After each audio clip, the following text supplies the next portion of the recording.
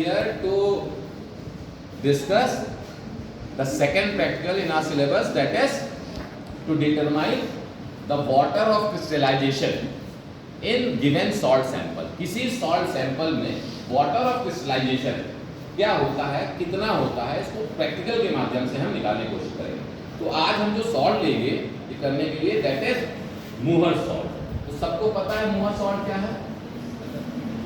मूहर salt, ठीक। हम मान ले रहे हैं कि आपको नहीं पता है, तो ऑल्दो सबको पता है मूहर सॉल्ट क्या होता है, लेकिन मान ले रहे हैं मूहर सॉल्ट नहीं पता है। तो मूहर सॉल्ट इज NH4 का whole twice SO4 dot FeSO4 dot कुछ H2O होता है, 6H2O होता है, लेकिन हम नहीं बता रहे हैं आपको, मान ले रहे हैं कि नहीं बता रहे। तो in our practical we have to determine what is the value of this X। Clear हुआ? ये X क्या है? ये क्या होता है, जब सॉलिड क्रिस्टलाइज करता है बेटा, तो क्रिस्टल्स जब बनते हैं तो बीच में वाटर के कुछ मॉलिक्यूल ट्रैप हो जाते हैं और वो मॉलिक्यूल की स्टेबिलिटी भी लेते हैं, ठीक है। तो उस जैसे कॉपर सल्फेट आपने 9th क्लास में 10th क्लास में सुना होगा, CuSO4.5H2।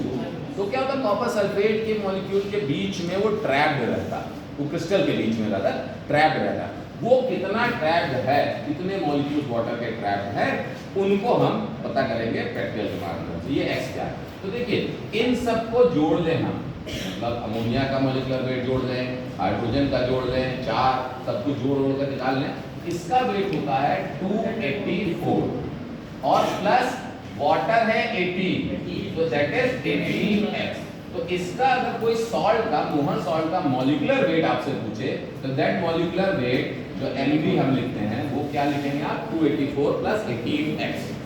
Now this 18X has to be calculated.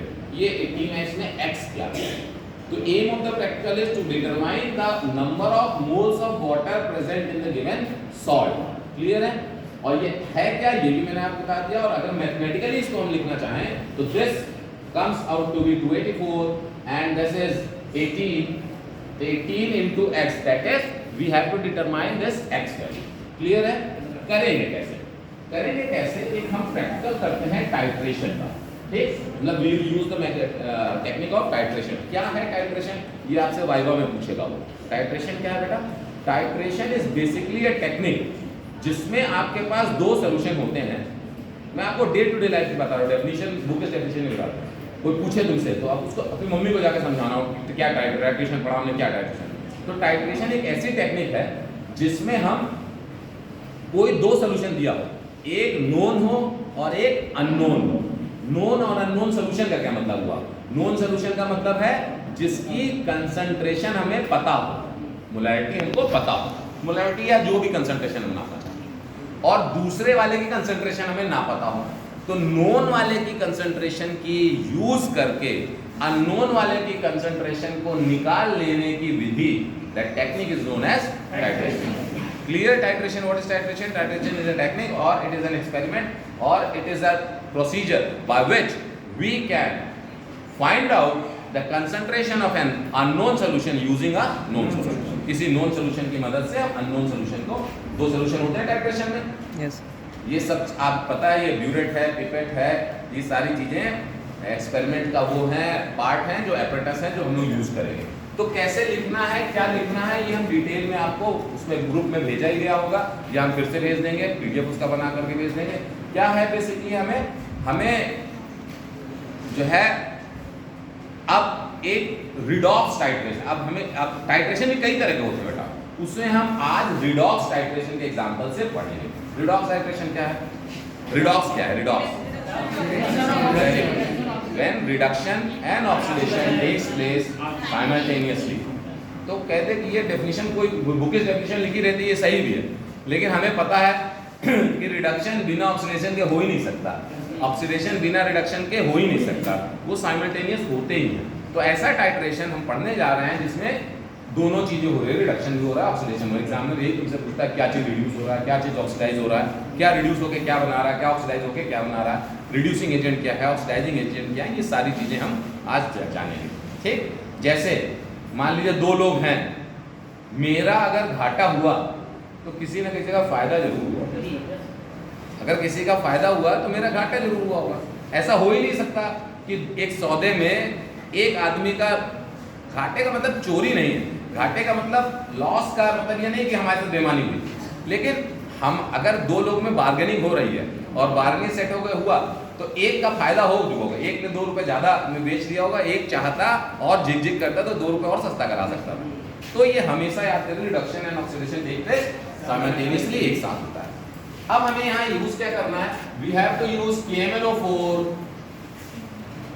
Versus क्या है मोअर सॉल्ट। मोअर सॉल्ट का भी हमने फॉर्मूला आपको लिखा था, मोअर सॉल्ट में NH4 whole twice SO4 FeSO4 dot XH2 आया, इतना बड़ा लिया था।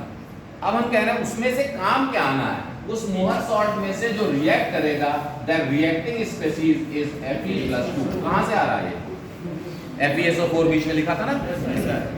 अच्छा ये बताओ, अगर तुमसे एग्जामिनर पूछे why you are using that FeSO4, why don't you use FeSO4, सीधे फेरस सल्फेट यूज करते हैं, क्या जरूरत थी मोहर सॉल्ट, जब खाली जैसे ही मैंने बताया कि उसमें Fe+2 खाली रिएक्ट कर रहा है तो तुम्हारे दिमाग में आना चाहिए why we are using only, why don't we use only FeSO4, क्यों नहीं यूज कर रहे हैं, खाली FeSO4 भी रखा है वो भी इस्तेमाल कर लेते हैं, क्यों हम इस्तेमाल किए पूरा वो सॉल्ट। ये क्वेश्चन है, इसको थोड़ा सा दिमाग में रखिएगा, इस तरह के क्वेश्चंस आपके दिमाग में उठने चाहते हैं, क्लास खत्म होते होते हम ये भी बताएंगे आपको, ठीक। तो क्या रिएक्ट करना है, ये दोनों चीजें, ठीक।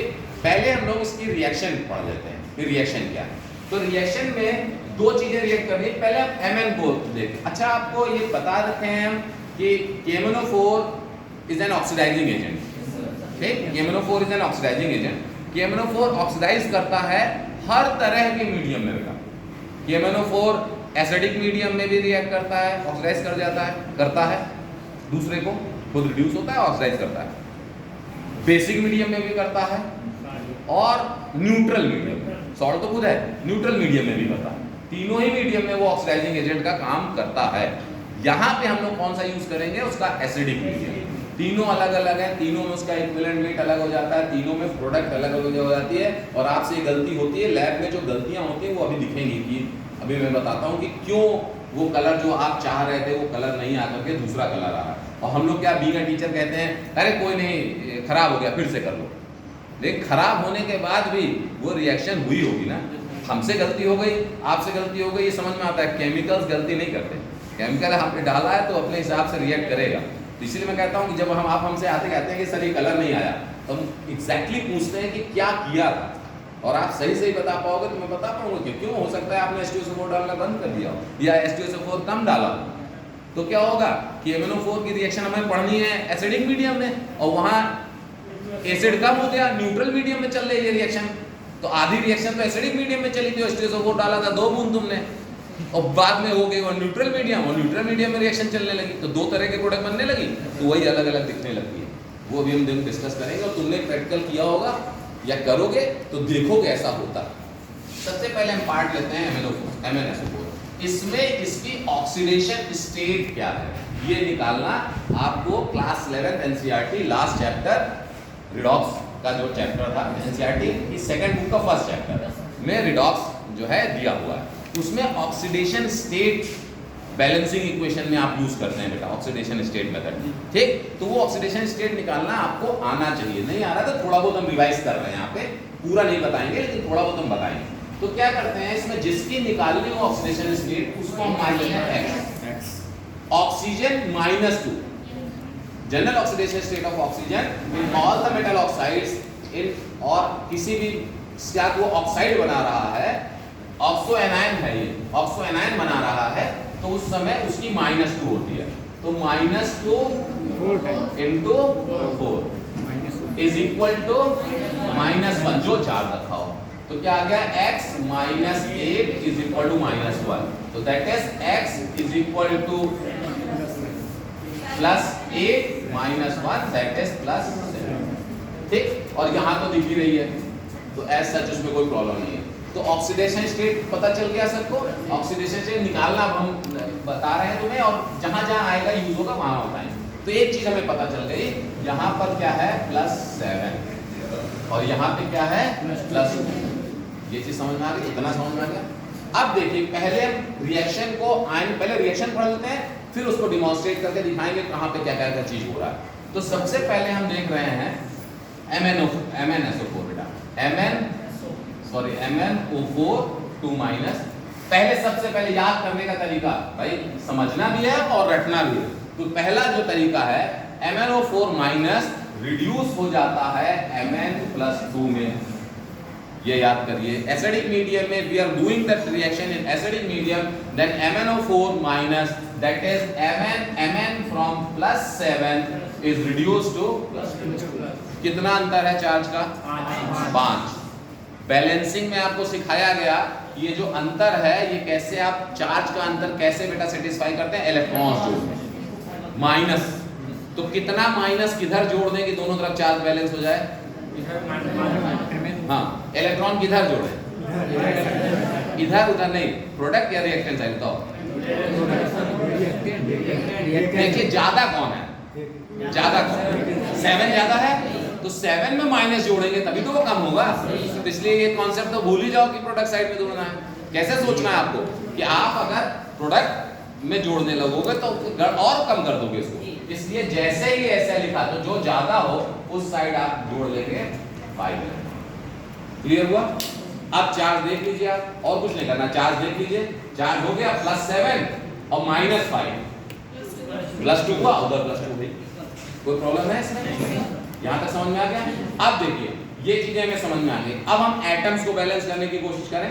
तो यहाँ पर ऑक्सीजन है 4, उधर नहीं है। तो ऑक्सीजन जब भी बैलेंस करना हो तो जितने ऑक्सीजन यहाँ पे हैं उतने मॉलिक्यूल्स वाटर के उधर जोड़ दीजिए तभी तो बैलेंस होगा। यहाँ पे ऑक्सीजन है 4, तो हमने यहाँ कर दिया +4। कोई प्रॉब्लम हुई? यहाँ तक समझ में आया? अब हमने ऑक्सीजन बैलेंस कर लिया। देखो ऑक्सीजन बैलेंस करते ही what we have done is we have increased the number of hydrogens in the product side. तो to balance now we have to use hydrogen, और हमें पता है कि हमारा रिएक्शन किसमें होना है, एसिडिक मीडियम में। ये सर ने पहले ही बता दिया है, तो हम लोग अब इसको यूज कर सकते हैं H+ आयन। कहां से आ रहा है H+ आयन? H2SO4 ऐड कर रहे हैं, ठीक। तो वहां से कितने यहाँ पे हैं? 8 हैं, 4 नहीं, ध्यान देना। H जो है तो हम यहाँ पे क्या जोड़ लें? 4H+। कोई प्रॉब्लम हुई किसी को? बैलेंस हो गया। Now will go to the second part. Fe क्या कर रहा है? Fe बेटा क्या कर रहा है? Fe+2 से ऑक्सीडाइज हो जा रहा है Fe+3। इसमें भी हमें बैलेंस करना है चार्ज। चार्ज कैसे बैलेंस होगा? इलेक्ट्रॉन जोड़ के। इलेक्ट्रॉन किधर जोड़ दें? जिधर ज्यादा हो। कितना ज्यादा है? 1 ज्यादा है तो +1 इलेक्ट्रॉन। कोई प्रॉब्लम नहीं यहाँ तक? ये क्लियर हुआ? अब देखिए ये इनको चाहिए 5 इलेक्ट्रॉन, इनको चाहिए 5 electron, but iron Fe+2 is only providing 1 electron, तो ये संधि हो नहीं पाएगी, ठीक। अब आपको यहाँ पर क्या करना पड़ेगा? 5 से मल्टीप्लाई। तो in balancing you can treat these equations as algebraic equations। जैसे algebraic equations में हम लोग कुछ भी दोनों साइड मल्टीप्लाई कर दीजिए, 2 से दोनों साइड मल्टीप्लाई, कोई फर्क नहीं पड़ता। वैसे इसमें हम क्या करेंगे? मल्टीप्लाइड बाय पूरी इक्वेशन को 5 से मल्टीप्लाई करेंगे। समझ में आया? अब ये क्या हो जाएगा बेटा? 5 Fe+2, ये वाली लाइन हटा दें हम, 5 Fe+2 हो जाएगा, और यहाँ क्या हो जाएगा? 5 Fe+3, और यहाँ क्या हो जाएगा? 5। अब जो है देखो इन लोग का समझौता हो सकता है, ठीक है। 5 इलेक्ट्रॉन से 5 इलेक्ट्रॉन कट गया। इलेक्ट्रॉन हमेशा कटेंगे, अगर इलेक्ट्रॉन नहीं कट रहे हैं इसका मतलब बैलेंसिंग सही नहीं है। अब क्या आ गया है आपके पास? दोनों का 5 इलेक्ट्रॉन कट गया। अब बेटा क्या आ गया? बचा क्या है? यहाँ बचा है MnO4 माइनस। क्लियर? यहाँ पर बचा है 8H+, तो उससे पहले हम ये वाला लिख लें 5 Fe+2 प्लस 8H+। हो गया left hand side. Right hand side में देखिए Mn+2 प्लस 5 Fe+3 प्लस 4। कोई प्रॉब्लम हुई किसी को? तो this is the balance chemical equation involve in our practical. यहाँ तक समझ में आ गया बेटा? कोई प्रॉब्लम है इसमें? अभी देखिए, अब इसी को समझना है। यहाँ है, यहाँ पे है ये दिस इज +7, कोई प्रॉब्लम है किसी को ये समझने में? ऊपर ही समझाया है। यहाँ पे है ये +2, कोई प्रॉब्लम है? ऊपर दिख रहा है, समझा रखा है। +7 से चली गई +2 में, कम हो गई, ऑक्सीडेशन स्टेट का डिक्रीज हुआ।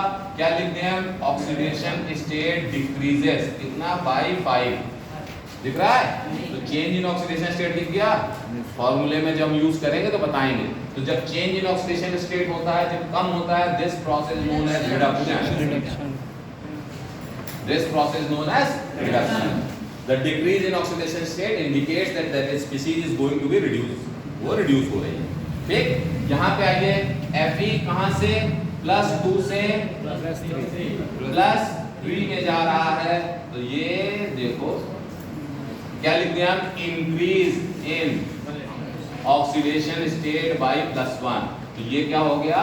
ऑक्सीडेशन। कोई प्रॉब्लम है? अभी देखिए, रिडक्शन यहाँ हुआ, तो ये कौन सी रिडक्शन? हाफ रिएक्शन कहते हैं हम, ठीक? और इसको हम क्या कहते हैं? ऑक्सीडेशन हाफ रिएक्शन कहते हैं। दोनों चीजें समझ में आ गई? क्लियर हुआ? जो चीज, ध्यान से देखिए, रिड्यूस हो रही है, +7 से +2 रिड्यूस हो रही है, खुद रिड्यूस हो रही है, तो दूसरे को ऑक्सीडाइज करेंगे, याद रखिएगा। So this is reducing from +7 to +2. Therefore, this is an oxidizing agent. This is being reduced or oxidized from +2 to +3. तो खुद ऑक्सीडाइज हो रहा है, इसलिए ये क्या है? रिड्यूसिंग।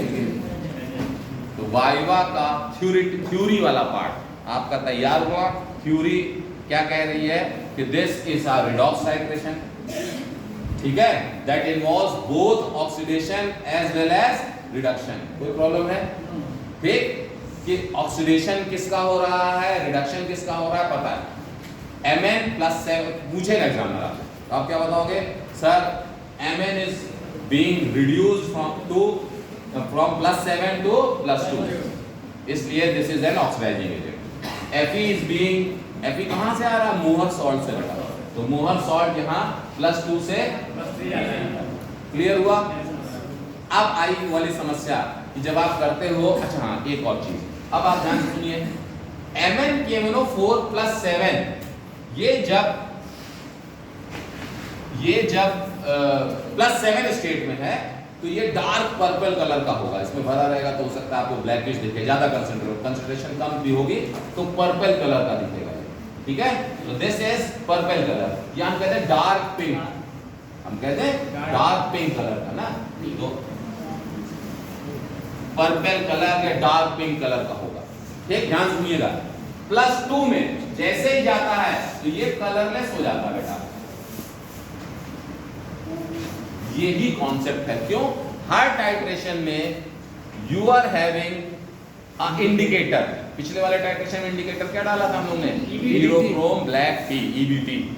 इंडिकेटर क्या होते हैं? जो एंड पॉइंट बता देते हैं, जो बता देते हैं कि एंड पॉइंट कहाँ आया। क्यों? अपना कलर चेंज कर देते हैं, अपना बिहेवियर चेंज कर देते हैं। इस वाले टाइट्रेशन में कलर चेंज कर देते, पिछले वाले में कलर चेंज कर दिया था, कहाँ से रेडिश वाइन कलर से ब्लू हो गया था। क्लियर हुआ एंड पॉइंट? तो इंडिकेटर्स आर द सब्सटेंसेस जो हम ऐड करते हैं या जो वहां मौजूद होते हैं, और वो क्या करते हैं, प्रोसेस आपका एक्सपेरिमेंट खत्म हुआ ये चीज इंडिकेट कर देते हैं, आपको बता देते हैं by any change in any physical property. Colour भी चेंज हो सकता है, अगर मान ली बहुत टाइट्रेशन होते हैं, आगे आप करेंगे जिसमें करंट यूज करते हैं तो पोटेंशियल चेंज कर देते हैं वहां पे, ठीक। प्रेसिपिटेशन टाइट्रेशन होता है, वो प्रेसिपिटेट हो जाता है वहां पे आकर के, जम जाता है नीचे, पता चल जाता है वो क्या है, ठीक है। तो इंडिकेटर यहां पर क्या है, KMnO4 is a self indicator, याद रखिए। यहां पर हमने अलग से इंडिकेटर नहीं डाला है, KMnO4 is a self indicator. KMnO4 पहले से मौजूद है और वही अपना कलर चेंज कर दे रहा है। क्लियर हुआ? तो KMnO4 यहां पर क्या करता है, सेल्फ इंडिकेटर का काम करता है। यहां समझ में आ गया? तो हमने आपको ऑक्सीडाइजिंग एजेंट बता दिया, रिड्यूसिंग एजेंट बता दिया, इंडिकेटर भी बता दिया। इंडिकेटर क्या है? ये this is a self indicator. कोई प्रॉब्लम इतने में, मतलब थ्योरी जो वाइवा केमिकली क्या हो रहा है उससे इन्वॉल्व। अब देखिए हम लोग करेंगे क्या, हम लोग करेंगे क्या, हम लोग KMnO4 का सोल्यूशन भरेंगे इसमें, दैट इज ब्यूरेट, कितना 50 ml।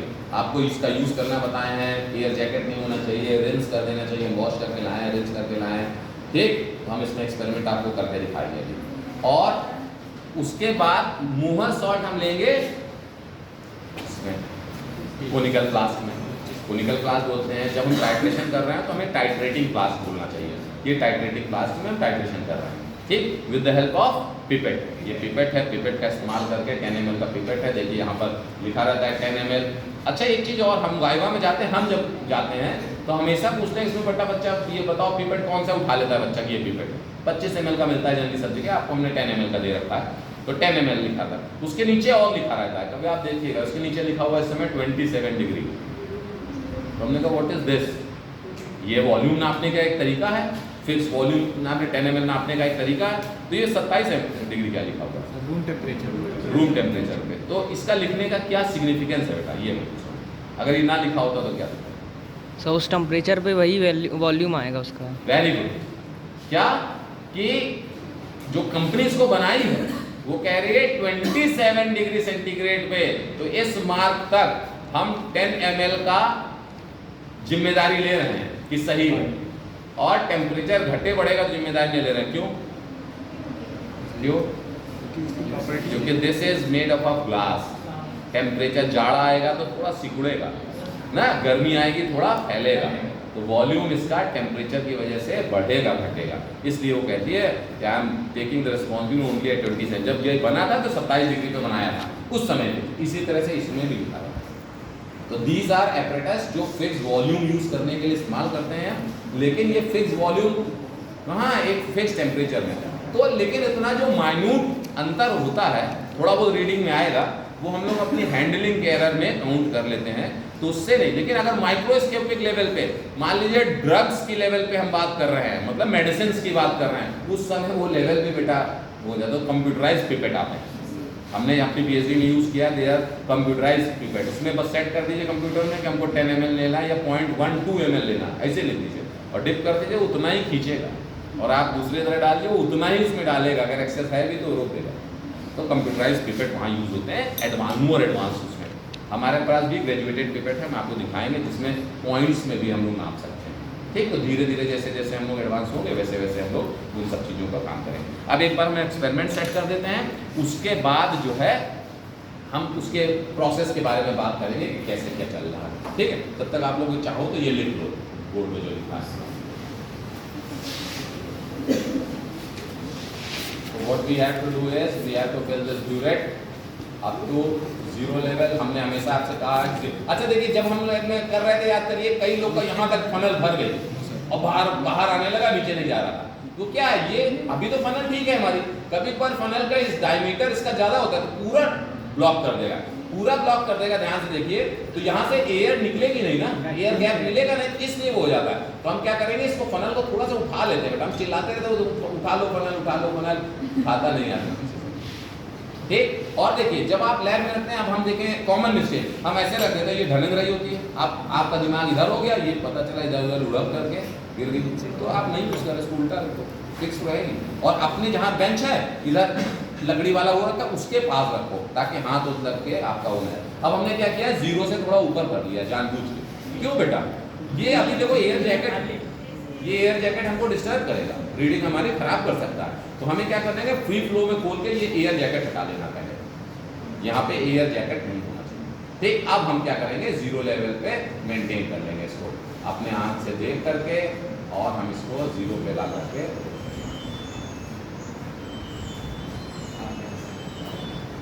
देखो वो वहां से बोला आ गया। क्यों, क्या डिफरेंस है, नहीं क्या है ये पता होना चाहिए। ये क्या है बेटा, कि जब आप नीचे से देखते हैं तो आप उंगली देखिए, मैंने एग्जांपल लिया था, आप दोनों आंख ऐसे ऐसे दबाइए, देखिए उंगली की पोजीशन शिफ्ट हो रही है, आप रख रही है, शिफ्ट हो रही है। तो जब आपका देखने का एंगल, पैरेलक्स एरर आप पढ़ते हैं फिजिक्स में पढ़ाया जाएगा, जब देखने का एंगल चेंज होता है तो पोजीशन चेंज होने लगती है। तो आप नीचे से देखेंगे तो थोड़ा आपको ऊपर ही पहले दिख जाएगा। तो हमेशा रीडिंग लेते समय आई साइट का लेवल इसके पैरेलल ले आना चाहिए। जब आप पैरेलल ले आएंगे तो आपको एक्यूरेट लिख दोगे। एक चीज हमको इसमें स्लाइटेस्ट पिंक देखना है, तो स्लाइटेस्ट थिंग देखने के लिए नीचे बैकग्राउंड जितना वाइट रहेगा कलर हमारा उतना डोमिनेट दिखेगा। अगर हमारा नीचे का बैकग्राउंड सही नहीं है तो नहीं, तो हम लोग क्या करते हैं, यूज करते करते ये सब पीले पड़ जाते हैं। तो हमें क्या करना चाहिए, what we have to do is कि हमें नीचे एक पेपर वाइट पेज, एग्जाम के लिए मैं बता रहा हूँ, हमेशा लगा लीजिए। तो इसमें आपको पता चल जाएगा कि भैया नीचे बैकग्राउंड अगर नीचे वो रहेगा तो उसका कलर बिल्कुल साफ दिखेगा और कोई एक्सेस बूंद, मान लीजिए पहले से वो लाल लाल है, आप बिल्कुल ट्रांसपेरेंट लीजिए, उसके नीचे लाल हो तो ऊपर देखिए लाल तो दिखेगा ही आपको। इसलिए आपको बैकग्राउंड अपना क्लीन कर लेना चाहिए, ना हो तो पेपर ले करके आप दबा लीजिए हर तरफ से, ठीक, पेपर फिक्स कर लीजिए तो ज़्यादा एक्यूरेट आप ऑब्जर्वेशन कर पाएंगे। हमने क्या किया है, वी हैव टेकन KMnO4, कहाँ तक, कौन सी वाली रिएक्शन पे चल रहे हैं इस समय, ये वाली रिएक्शन करने जा रहा है, समझ में आया? कहाँ क्या है स्टेट, ऑक्सीडेशन स्टेट इसकी +7, सब लोग याद करो बिल्कुल, +7 है। और +7 में हमने कहा पर्पल कलर का दिख रहा है, आपको दिख रहा है। अब हमें रिएक्शन करके इसको हमको देखना है कि कहाँ पर इसके ये इक्विवेलेंट रिएक्शन हो जा रही है, ठीक, यहाँ तक समझ में आया? अब हम क्या करेंगे, दूसरा what we have to use is pipette. Pipette से हम मोहर सॉल्ट लेंगे, पता नहीं गॉड नोज मोहर सॉल्ट ही भेजेंगे, पानी भेज दे तभी होगा कि नहीं, ठीक। तो अगर ऐसी सिचुएशन आ जाए, अगर मान लीजिए जैसे मेरे फादर ये मुझे सिखाते थे, मान लीजिए भाई पानी है कि क्या है हमें नहीं पता, अब हम कैसे मान लें कि ये सही है, या फेंक दें या दूसरा लें। तो हम क्या करते, हम भैया KMnO4 एक ड्रॉप कहीं पे लेते, उसकी एक ड्रॉप वहाँ दिखा देते, अगर कलर उड़ जाता इसका मतलब रिएक्शन हुई, और पानी होता तो ना उड़ता, समझ में आया? तो being a chemist, being an analytical chemist, कोई भी चीज़ वेस्ट नहीं होती है। यहाँ हम देखें, यहाँ पे क्या करते हैं, अगर इसको फेंक दीजिए, सर इसमें लेवल नहीं लगा है, गड़बड़ हो गया, नॉट लाइक दिस। हम गए आए यहाँ पर, हमने देखा कई सारी बॉटल्स रखी हुई थी जिसमें क्या एसिड जैसे बहा हुआ ना, तो बॉटल का सैंपल उड़ा लेता है। आप लोग भी जाएंगे कभी टीचर बनिएगा तो ध्यान दीजिएगा, तो बह गया, उसका जो लिखा हुआ नाम वो हट गया। अब रखा हुआ है, कह रहे हैं सर वो 2.5 लीटर रखा हुआ, कह रहे हैं सर इसमें नाम ही नहीं लिखा, पता नहीं क्या है, अंदाजे करेंगे पेट खराब हो जाएगा, इसको फेंक देते हैं, नया डिब्बा खोल लेते हैं। तो this is the most easiest way, सबसे आसान तरीका है ये कर लेने का, लेकिन ये सही नहीं है। हम लोग केमिस्ट्री के टीचर हैं, मान लीजिए 3 बॉटल रखी हुई है, HCl की, HNO3 की और H2SO4 की, और तीनों एसिड है, तीनों रखी हुई हैं। आप भैया तीनों का लेवल हट गया, कैसे पता करेंगे? एक तो जैसे ज़्यादा दिन का एक्सपीरियंस हो जाएगा तो स्मेल से हम बता देते हैं कि कौन सी। मान लीजिए स्मेल नहीं करना चाहते, भाई वो डेंजरस है, क्यों अपने फेफड़ों में ले जाएं, आगे वो कोरसिव होता है एसिड, पूरा फेफड़ा ही हमारा खराब कर दे। तो हम क्या करेंगे, इसमें से एक सैंपल लेते, मान लीजिए एक सैंपल लिया और उसमें BaCl2 का हमने सोल्यूशन डाल दिया, अगर वाइट आया तो BaSO4 बना, और BaSO4 तभी बना होगा जब H2SO4 होगा, नहीं तो नहीं बनेगा। इसी तरह से हम नाइट्रेट का रिंग टेस्ट कर लें ना, इसी तरह से HCl का हम क्लोराइड का टेस्ट कर लें उसमें, तो हम पता लगा सकते हैं क्या है, कि हम क्यों उसको फेल दें। ये काम हम यहाँ किए हैं, हम कह रुक जाओ भैया पहले टेस्ट कर लें, अगर हम जान जाएंगे क्या है तो नहीं फेंकना पड़ेगा। एक एक बॉटल 5-5 हज़ार रुपये की है, why to waste that bottle. तो आप भी कभी टीचर बनिएगा तो ये चीज़ ध्यान दीजिएगा कि केमिकल बड़े महंगे हैं, कई सारे स्कूल्स तो ले लें, हमारा कॉलेज तो कम से कम ये है कि सारे एपरेटस, सारा केमिकल जितना हम बोलते हैं उतना प्रोवाइड करा दे रहा है, तो आप उसको वेस्ट नहीं करेंगे ना, उसको हम यूज़ करेंगे। चलिए हम इसमें आते हैं, इसको लेते हैं। अच्छा, इसको लेने के लिए हमें क्या क्या, मुंह पे ना जाए, इसलिए थोड़ा सा सेफ्टी से आपको चलना है। चला जाता है तुरंत कुल्ला कर दीजिए, मुंह धुल लीजिए, कई बार कुल्ला कर दीजिए कि रहे ना।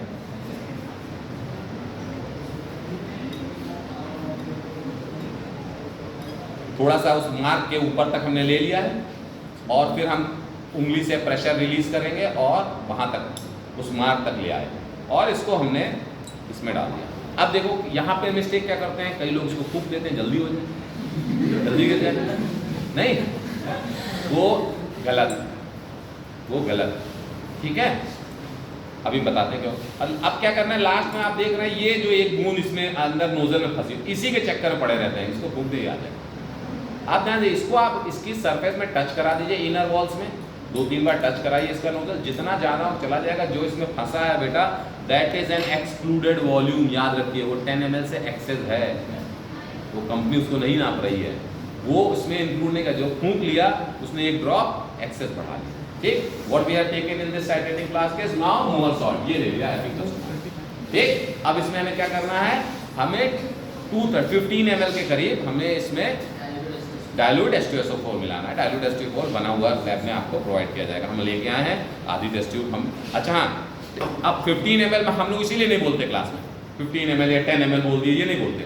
क्यों? कि बच्चा उसको भी पिपेट से नापने लगेगा और H2SO4 मुंह में ले लिया, बताइए व्हाट अ नॉनसेंस। किया है इसी लैब में लोगों ने ये प्रयास किया है और ये तो बहुत सामने विजिलेट रहे हैं, खड़े हुए दिख गया, हमने पूछ लिया भैया टेस्ट ट्यूब से क्या नाप रहे हो, बताया सर H2SO4 आपने कहा था कि आदमी टेस्ट ट्यूब, अब वो 15 ml है, तो हमने कहना ही बंद कर दिया 15 ml H2SO4 10। हम क्या कह रहे हैं कि आधी टेस्ट ट्यूब नाप ले रहे हैं, बीच में हाफ लगा दे रहे हैं। 15 ml की टेस्ट ट्यूब है, थोड़ा सा वो करके 10 ml की टेस्ट ट्यूब है तो उसमें मार्क लगा दे रहे हैं, भैया उतना ही लो। आपको क्या करना है, इसमें मार्क लगा देना है, 3 रीडिंग लेने, तीनों में सेम अमाउंट हो। कम ज़्यादा लेने से कोई फर्क ज़्यादा नहीं पड़ेगा, लेकिन कम ना पड़े इसलिए सेम अमाउंट हो। इसमें हमने मिला लिया H2SO4 डाइल्यूट। ठीक है, नाउ दिस डाइल्यूट H2SO4 ये इसमें आ गया। अब देखो दो चीजें तैयार हो गई है, पहली रिएक्शन ऊपर वाली तैयार हो गई है, दूसरी रिएक्शन भी तैयार हो गई। आप कहो सर ऊपर वाली में H+ आयन ऊपर लिखे हैं, इसमें लिए तो ना, तो उससे फर्क नहीं पड़ता, मिलेगा दोनों आ जाकर के, रिएक्शन जब होगी तो दोनों एक साथ होगी। ठीक है बेटा, तो अब हम इसको करेंगे। ठीक, अब देखिए इसमें हमें ड्रॉप बाय ड्रॉप जो है KMnO4 ड्रॉप बाय ड्रॉप मिलाना है और मिलाते ही इसको शेक करना है। स्पीड जो है ज़्यादा नहीं होगी, जिसने जल्दी करने के चक्कर में स्पीड कम किया ज़्यादा किया वो गड़बड़ कर देगा। तो आप इसमें शेक करते रहिए, जैसे ही आएंगे तुरंत पिंक कलर आ रहा होगा, गायब हो जा रहा होगा। 1 मिनट बीच में मैं रोकता हूँ। देखिए जब भी रोकेंगे इसको 90 डिग्री बिल्कुल रोकेंगे और हटाने से पहले इसकी लास्ट जो बूंद है इसकी नोजल को इसमें टच करा देंगे। देखिए उसमें लग गई ना, वो एक्सेस बाहर नहीं होनी चाहिए। अब देखिए क्या रिएक्शन हो रही है, अब इसमें आगे समझते हैं। क्या किया है हमने, KMnO4 ब्यूरेट से गिराया है, नीचे क्या है ये देखो, इस रिएक्शन में दिख रहा है, ये ब्यूरेट का माल यहां से गिराया हमने टाइटेटिंग फ्लास्क में, रिएक्शन हुई, क्या हुआ बेटा Mn+2, बाकी सब कलरलेस था। देखो बाकी सारी चीजें कलरलेस, H2SO4 भी, मोहर सॉल्ट भी। कलर किसका है, KMnO4 का। यहाँ KMnO4 किसका है, पर्पल कलर का है या पिंक कलर का है, चेंज हो जा रहा है तुरंत Mn+2। जैसे एक बूंद डाल रहे हैं, सुनो 1 मोल इसका आ रहा है, 5 मोल इसका अटैक कर जा रहा है और तुरंत चेंज कर रहा है। तो देखो बूंद पिंक आ रही है और गायब हो जा रही है, तो रिएक्शन तो हो ही रही है। डाला आपने, पिंक हुई, तुरंत चेंज हुआ, तुरंत गायब हो गई। अच्छा पिंक क्यों आ रहा है, तो ये तो कलरलेस होना चाहिए। देखिए यहां से ये है पिंक कलर +7, ऐसे मैथ्स में पढ़ाते हैं, +7 नीचे गया +2 हुआ। तो अगर +2 नहीं हो पाएगा, एक ड्रॉप भी KMnO4 की Mn+7 में रहेगी तो पिंक कर दे रही है। तो जैसे ही वो उसको पिंक करने की कोशिश कर रही है, तब तक क्या 5 Fe अटैक कर दे रहा है, उसको फिर से न्यूट्रलाइज कर दे रहा है, तो +2 में। तो जब तक +7 से +2 में चेंज होता रहेगा बेटा, तब तक ये कलर उड़ता रहेगा। दिख रहा है। तो अब हम फिर से इसको बढ़ाते हैं एंड पॉइंट की तरफ।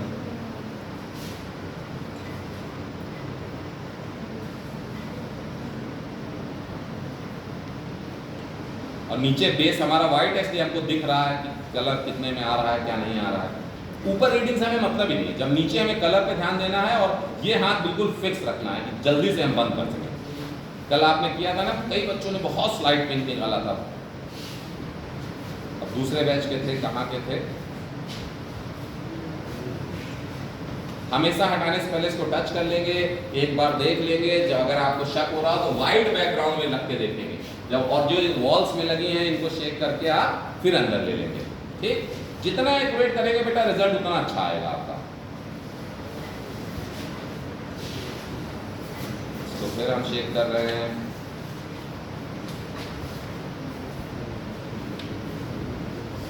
देखिए अब थोड़ा जो पिंक कलर है वो सस्टेन करने लगा, इसका मतलब हम लोग we are near to end point, लेकिन अभी भी ट्रांसपेरेंट है। अभी तक क्या हो रही रिएक्शन कोई बताएगा, Mn+7 से +2 में जा रहा है और Fe उसको अटैक करके रिड्यूस कर दे रहा है, +7 से +2 में चेंज कर दे रहा है।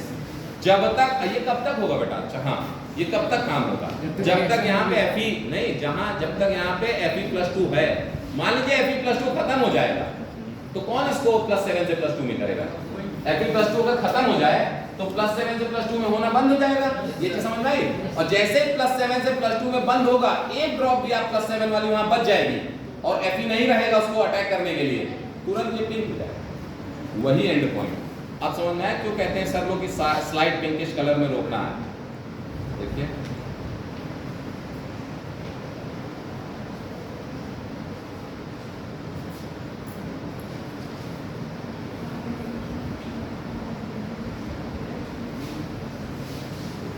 हमारे हिसाब से अब हमें देखना है तो हमेशा उसको बंद करके अभी भी हम देख रहे हैं अभी नहीं, ठीक। तो हम लोग स्लाइटेस्ट पिंक पे जा करके ही रुकेंगे, लेकिन अब क्योंकि रिटेन कर रहा है, ड्रॉप गिर रही है, तुरंत पिंक हो रहा है, इसका मतलब हम एंड पॉइंट के लगभग हैं। अब हम और स्लो करके एक ही 2 ड्रॉप पे टेस्ट करेंगे।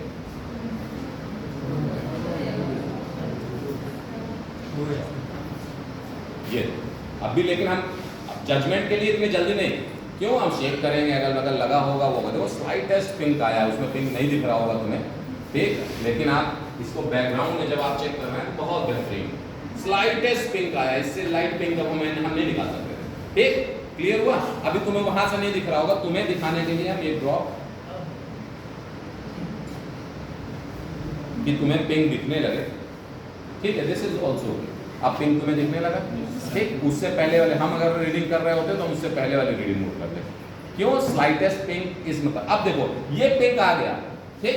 This pink indicates that the process is complete. और प्रोसेस इज कंप्लीट का क्या मतलब हुआ, Fe+2 खत्म हो गया, समझ में आया। तो KMnO4 के जितने मोल्स थे उसके कंपैरिजन में Fe के 5 मोल लगे। अगर ये हमारे पास 100 मोल थे, ये 500 मोल, अगर ये 10 मोल थे तो वो 50 मोल। और सुनो, जैसे ही Fe खत्म हुआ, अब क्या हुआ, +7 की एक बूंद एक्स्ट्रा हो गई जो +2 में कन्वर्ट नहीं हो पाई, इसीलिए पिंक कलर आ गया। एंड पॉइंट समझ में आया। एग्जामिनर आपसे पूछेगा एंड पॉइंट पे क्या होता है, पिंक कलर आ जाता है, वो बोलेगा काहे कहा जाता है पिंक कलर, किस चीज का पिंक कलर आया, वो KMnO4 का +7 शेड में रह गया वो, इसलिए वो पिंक हो गया, मतलब Fe जो है खत्म हो गया, that is called the end point.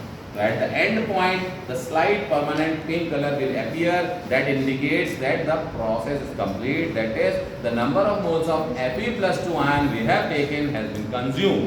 खत्म हो चुका। रीडिंग आ गई, रीडिंग मान लीजिए मेरी 10 पे आ गई, ठीक। रीडिंग मेरी 10 पे आ गई, कितने भी आएगी, इसी तरह से इसको हम फेंक देंगे, इसको हम वॉश करेंगे, वॉश करने के बाद फिर से पिपेट आउट करेंगे, फिर से रीडिंग लेंगे। इनिशियल यूनिट रीडिंग हमारी अब की बार 10 हो जाएगी। ऐसे 3 रीडिंग लेंगे, 3 में 2 कोई कॉन्कोरेंट रीडिंग हो, क्लियर हुआ। और कॉन्कोरेंट रीडिंग लेकर के मतलब सेम रीडिंग आ जाएगी, सेम रीडिंग से हम कैलकुलेशन में आगे बढ़ेंगे। अब हम कैलकुलेशन दिखाते हैं। कैलकुलेशन में क्या है कि अब हमारे पास क्या है, हमें निकालना है ये मोहर सॉल्ट में FeSO4 NH4 का होल ट्वाइस SO4 .XH2O। तो अननोन हमारा क्या है इस समय, X मतलब मोहर सॉल्ट, जिसका मॉलिक्यूलर वेट है 284, कहां से आया, यहां से यहां तक का, प्लस 18। और सर ने बताया ये कैसे जोड़े हैं, 3.92 ग्राम्स को 500 ml में उन्होंने बनाया। ये तुम्हें खुद बनाना, सर तुम्हें बता देंगे कि 3.92 ग्राम वे करके 500 ml में डाल दिया। मोहर सॉल्ट बताएंगे ही नहीं ना, वो मोहर सॉल्ट बताएंगे नहीं, कहेंगे 3.92 ग्राम जो है ले करके तो उसको डाल दीजिए, 500 ml सोल्यूशन बना लीजिए, उसको यूज कीजिए। और ये सर ने बता दिया है KMnO4 तुम्हारा M/250, ये एग्जाम में तुम्हें बनाया। क्लियर हुआ, यहां तक क्लियर हुआ। अब देखिए formula is M1 is equal to N2 V2। ये कहां से आता है, सब लोग लिख लेते हैं, N1V1 is equal to N2 V2, M1V1 is equal to N2 V2, M1V1 is equal to N2 V2, सब लोग लिख लेते हैं। इस पे भी हम लोग एक दिन साइकोमेट्रिक क्लास होगी, हम डिटेल में पढ़ेंगे। बाकी आज आप याद कीजिए, आज का क्या है इसका कॉन्सेप्ट कि millimoles of oxidising agent must be equal to the millimoles of reducing agent. जितने मोल्स, अगर हम ml में नाप रहे हैं तो मिलीमोल्स कहें, और अगर हम लीटर में डिफाइन कर रहे हो तो मोल्स कह देते हैं। तो जितने मोल्स हम KMnO4 के ले रहे हैं उसके इक्विवेलेंट वेट हो गए, इक्विवेलेंट जो है मिलीमोल्स ऑक्सैलिक मोर सॉल्ट के यूज हो गए। तो ये कहां से आता है, ये एंड पॉइंट पे ये डिफाइन होता है कि मिलीमोल्स या moles of KMnO4 is equivalent two moles of Mohr salt. Clear हुआ, समझ में आया? अब वहां पे क्या देखो, where N1 is change in oxidation state of KMnO4, change in oxidation state, समझ में आ रहा? This is change in oxidation state।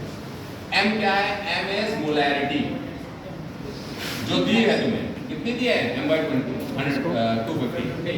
अब देखिए, और V क्या है? ये है ब्यूरेट रीडिंग, मतलब वॉल्यूम ऑफ KMnO4 यूज जो कॉन्ग्रुएंट रीडिंग आपकी आई। क्लियर हुआ? यहाँ पे N2 change in oxidation state Fe की कितनी है? +1 देख लो, +2 से +3 रिएक्शन में दिखेगी, इसीलिए वो रिएक्शन ज्यादा जरूरी है पढ़ना। M2 मोलैरिटी हमें पता नहीं, यही हमको निकालना है। फिर V2 क्या है? पिपेट रीडिंग, जितना हमने लिया 10 है। क्लियर हुआ? हम रख दें, N1 की वैल्यू रख दे रहे हैं, N1 क्या है? 5, M क्या, M1 क्या है? 1/250। कोई प्रॉब्लम? वो रीडिंग हमारी आई है 10, आपकी जो आएगी आप लिखिएगा। सॉल्यूशन बदल दे रहे हैं, हर बैच में सॉल्यूशन बदल जा रहा है तो आप भी लिखिएगा। ये है +1, M2 हमें निकालना है, V2 हमने लिया था 10, ये 10 से 10 कटा, 5 से 5 का कटा, तो M2 आ गया 1/50 मोलर। क्लियर हुआ यहाँ तक? M/50 मोलर, यहाँ तक समझ आए? अब मोलैरिटी हमें पता चल गई। जैसे इनको मोलैरिटी पता चली, हमें पता है मोलैरिटी इज इक्वल टू किसी भी सॉल्यूशन की weight upon molecular weight into 1000 upon volume, number of moles per litre. हो गया ये फॉर्मूला।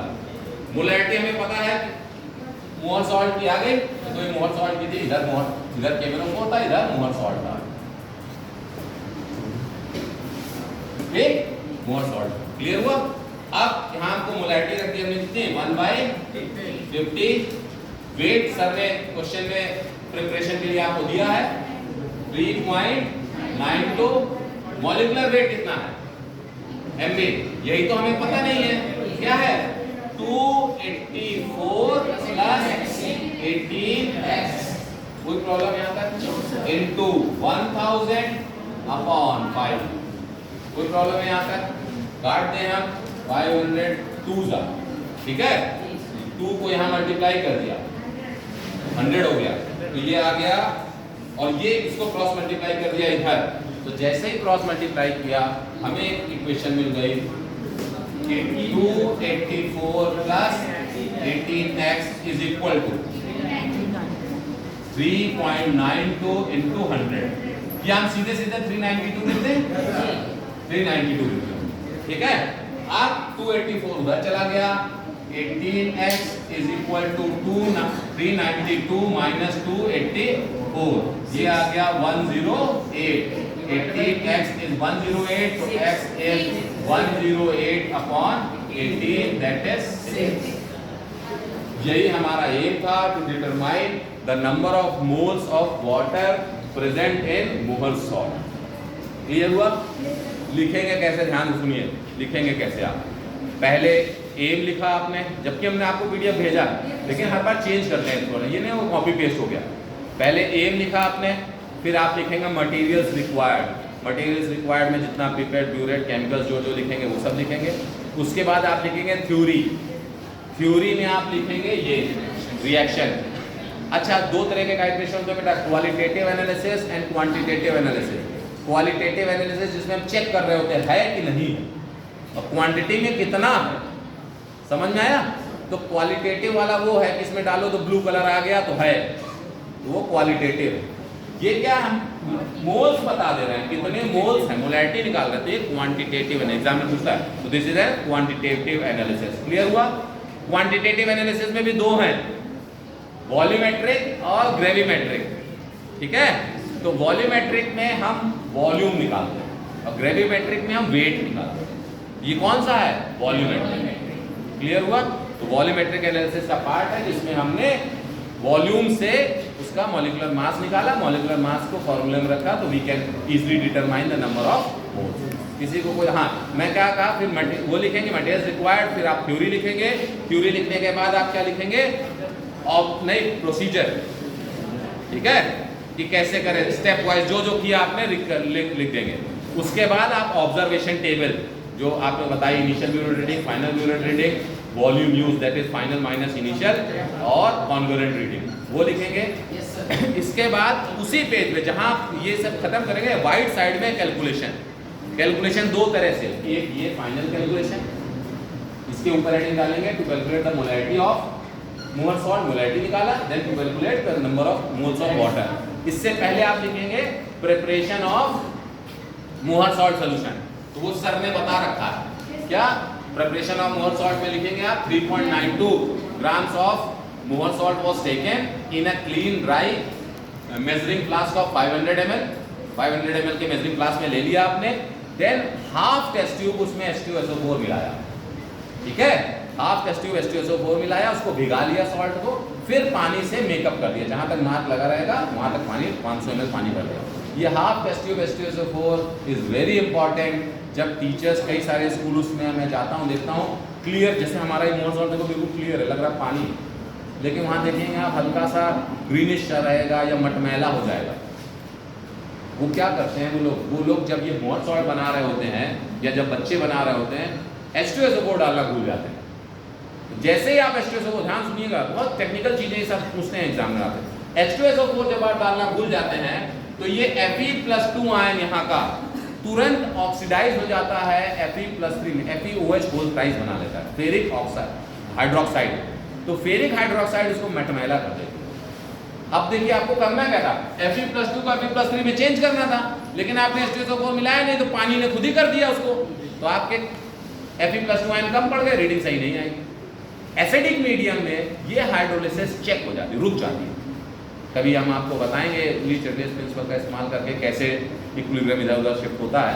तो ये हाइड्रोलिसिस, अभी आपसे अगर कोई पूछे one line, what is the role of H2SO4 when why you have added during the preparation of Mohr salt solution, so that means it is added only because we don't want Fe+2 ions to be oxidized to FeOH whole price. To check that hydrolysis we have added this H2SO4 solution. Clear है? आप कहेगा कि यहाँ पे H2SO4 का क्या काम था, यहाँ जब टाइट्रेशन कर रहे थे तो H2SO4 का क्या काम था, वहां पर to provide this H+ ion, समझ में आया, एसिडिक मीडियम में करना था इसलिए। फिर एक क्वेश्चन बोलेगा, जितना आप एग्जामिनर को बताते जाएंगे उतना वो पूछता है, कहेगा अच्छा H+ आयन H2SO4 से ही क्यों लिया, HCl डाल देते, सस्ता था। हाँ बोलो, कोई भी जवाब दो।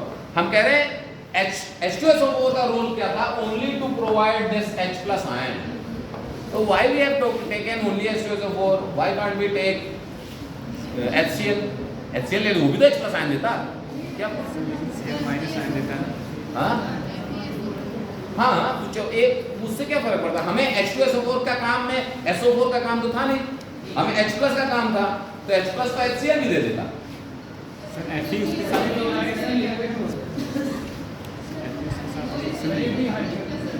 हाँ बेटा, एक आदमी को ही बताओ कौन, H2SO4, भैया दोनों स्ट्रॉन्ग एसिड हैं, स्ट्रॉन्ग एसिड है तो दोनों H+ आयन जल्दी रिलीज करेंगे। स्ट्रॉन्ग एसिड क्या होता है, पानी में जाते हैं Fe के साथ Fe के साथ HCl भी स्ट्रॉन्ग एसिड है और H2SO4 भी स्ट्रॉन्ग एसिड है। Fe के साथ रिएक्शन, Fe के साथ रिएक्शन, Fe के साथ कौन से रिएक्शन, FeSO4, FeSO4 पानी में Fe+ अलग घूमेगा, SO4 अलग घूमेगा, रिएक्शन का कोई मतलब ही नहीं है। अगर तो वो FeCl3 बनाता, वो भी अलग अलग घूमता, क्या दिक्कत है, डिसॉल्व हो गया। हाँ नहीं, सुनिए ध्यान से सुनिए, H2SO4 में Fe+2 का, सॉरी H2SO4 में H+ का तो काम है, साथ में SO4 माइनस है, SO4 2 माइनस, SO4 2 माइनस में उसकी ऑक्सीडेशन स्टेट निकालिए तो +6 आ रही है। सल्फर अपनी ऑलरेडी हाईएस्ट ऑक्सीडेशन स्टेट में है, वो कुछ नहीं पड़ा रहेगा। ध्यान सुनिएगा, अगर हम HCl इस्तेमाल कर लेते तो उसमें आता Cl- आयन, ध्यान सुनना, Cl- आयन के दो मॉलिक्यूल इलेक्ट्रॉन दे करके Cl2 गैस बना लेते और 2 इलेक्ट्रॉन निकाल देते। अब ये वाली रिएक्शन इसमें हम जोड़ते, ये वाली रिएक्शन इसमें जोड़ते। समझ में आया? रिडक्शन हाफ रिएक्शन तो एक ही थी, ऑक्सीडेशन हाफ रिएक्शन दोनों होने लगती। तो कुछ Mn तो Fe से Fe+3 में चेंज करने में कंज्यूम होता और कुछ Mn लग जाता Cl को Cl2 बनाने में। समझ में आया? तो एग्जैक्ट हमें पता है, ये वाला फार्मूला ही नहीं लगा पाते। ये वाला फार्मूला क्या है, कब लगता है? जब millimoles of KMnO4 is equal to the millimoles of Fe+2 minus Mohr salt. तो ये कहां लगा पाते थे? दो जगह पैरेलल चल रहा होता, दो रिएक्शन चल रही थी। KMnO4+7 से इसमें भी चेंज करा रहा होता और नीचे भी चेंज करा रहा होता। इसलिए हमें ऐसा लेना है कि जो रिएक्शन में खुद ना पार्टिसिपेट करने लगे, खाली H+ आयन दे और उसका जो काउंटर है जैसे SO4 2 माइनस वो +6 में ऑलरेडी वैसे ही पड़ा रहेगा, यहाँ पर नहीं हो सकता। वो भी रिएक्ट कर जाता है, वो भी स्ट्रॉन्ग ऑक्सीडाइजिंग, वो भी रिएक्ट करता है। समझ में आया? इसलिए हम ऐसा लेंगे कि वो डिस्टर्ब ना करे। ये चीज समझ में आ गई? अब लास्ट क्वेश्चन, इसका क्लास एंड करने जा रहे हैं। KMnO4 पिंक कलर का है क्यों? Why KMnO4 is of pink color? Sir क्योंकि कोई भी चीज कलर क्यों होती है? पढ़ा है क्यों? सर एक्साइटिंग स्टेट में जा तो उसका ऑक्सीडेशन सबसे ज़्यादा है। हाँ, ये चीज आपने 12th में पढ़ी है। ऑक्सीडेशन सबसे देखिए एक बच्चे ने बोला डी ट्रांजिशन, ध्यान सुनिए, और ये आपने पढ़ा है। डी ब्लॉक का एलिमेंट है, डी ब्लॉक का एलिमेंट का तुम्हारा 12th में आता था क्वेश्चन कि why is d block element generally form coloured compound, तो लिखते थे due to d transition. D transition क्या होता है?